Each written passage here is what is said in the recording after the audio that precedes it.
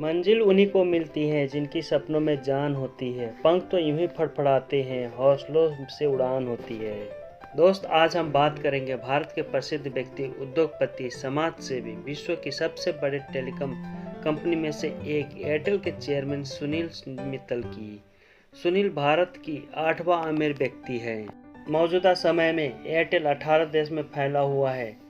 इस कंपनी की customer base 399 million से भी ज़्यादा है। उनको समय समय में बहुत पुरस्कार भी मिला है, जैसे कि business leader of the year 2005, best Asian telecom CEO 2005, Asia businessman of the year 2006 और सबसे बड़ा अवार्ड भारत की तीसरी नागरिक सम्मान पद्मश्री से 2007 में सम्मानित किया गया है।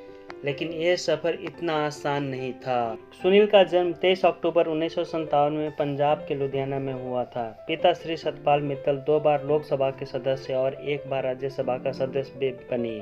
उनकी देहांत हार्ट अटैक के कारण 1992 में हो गया। उनकी शुरुआती शिक्षा विनबर्ग एलन स्कूल मैसूरी से और high school Scindia school Gwalior से पूरी हुई। ग्रेजुएशन पंजाब यूनिवर्सिटी से आर्ट और साइंस में पूरी किए।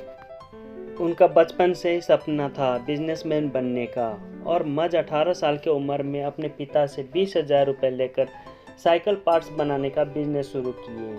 उनको उसमें तरक्की भी मिली, पैसे भी कमाए, लेकिन उनकी सोच और था, इसलिए उस व्यापार को बंद करके मुंबई चले गए और 1981 में इंपोर्ट लाइसेंस खरीदा और जापान के सुजुकी मोटर से मिलकर भारत में पोर्टेबल जनरेटर बेचने लगे।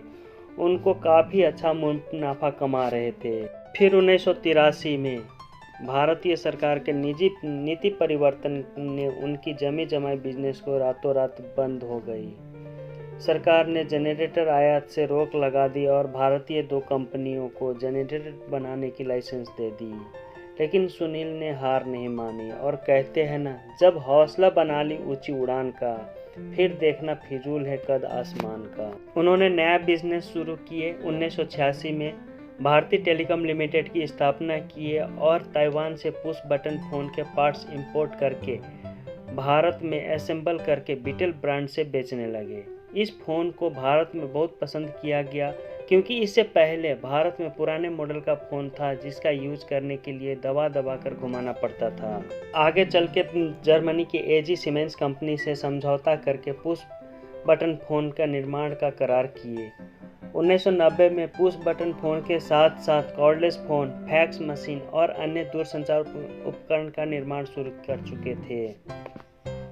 1992 में एयरटेल मोबाइल कंपनी की स्थापना की और कुछ सालों में 20 लाख से ज़्यादा कस्टमर बनाकर दुनिया की तीसरी और भारत के सबसे बड़ी टेलीकॉम कंपनी बन गई। 1996 से इन्होंने फिक्स लाइन सर्विस की शुरुआत की। एयरटेल सोशल वर्क भी करता है भारती फाउंडेशन के नाम से। गांव के गरीब और पिछड़े वर्ग के बच्चों को मुफ्त में शिक्षा, बुक, यूनिफॉर्म भी देती है। आगे एयरटेल से रिलेटेड वीडियो देखने के लिए मेरे साथ बने रहे। नमस्कार।